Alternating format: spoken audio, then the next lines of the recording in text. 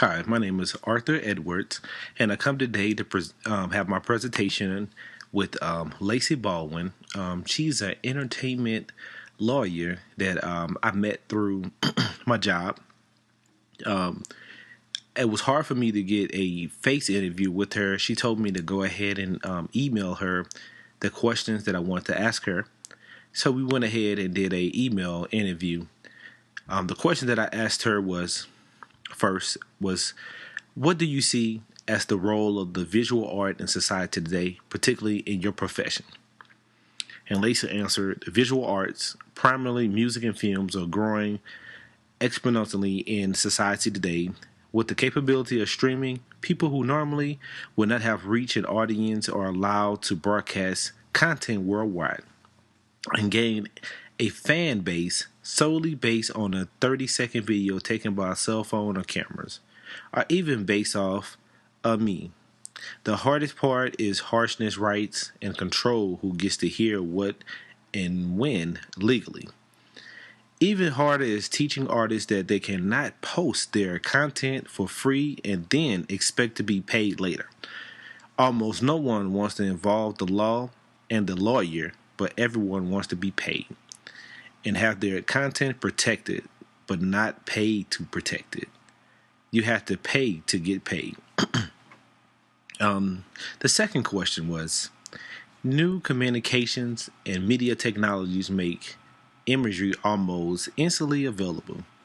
Do you believe that this is having a positive or negative influence on your film industry? So Lacey stated, as she wrote an email, the positive aspect of instant access and instant publishing is that it gives artists a chance to practice their craft. However, I'm not sure that really the intent of the artist, if they want to make money, it doesn't provide an instant audience. And there is so much to be said for that.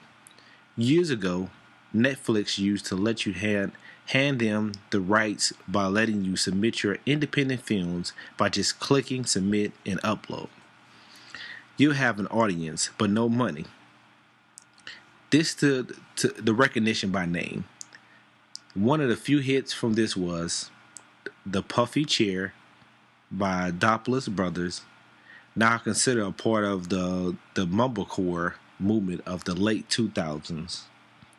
And negatively, she said, is if you are putting your art out without copyright, without being sold to studio or Netflix, on the film festival circuit, etc., consider it free property to be passed on, but your name on it, someone might recognize your work after a few different times as your style, but overall, no copyright, no ownership. People trying to collect money for their publishing arts in the rise will not win. There are distribution deals that involve Amazon Prime, iTunes, lots of VOD, streaming services. You see these far more than theater release. So the next question was, what popular images do you see that are frequently repeated throughout your industry? Nearly all of our music clients that come through are independent urban rap artists. Many people come in who knows the band or a family member of the band, who just want to help out the band to get famous since they are already so talented. We direct these clients to think about having a managerial role, starting a LLC, setting up a legal structure, etc. I'm not sure that all rappers have an image in common.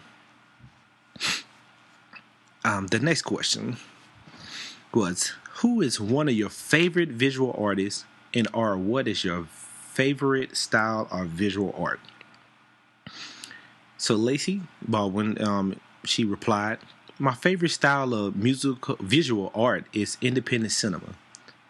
When the director can communicate a message to the audience through the film media and a show don't tell narration with tight editing that elects motions and an understanding that hit home despite the time period in which it made. To truly understand film, One must go back and see everything from the 1900s to now. One from the past is Daisikia Bicycle Thieves, an Italian neuro-realistic. And one from the present is Joseph Gordon-Levitt's Don John. And the final question that we have was, how has your knowledge of famous artwork influenced your creative process?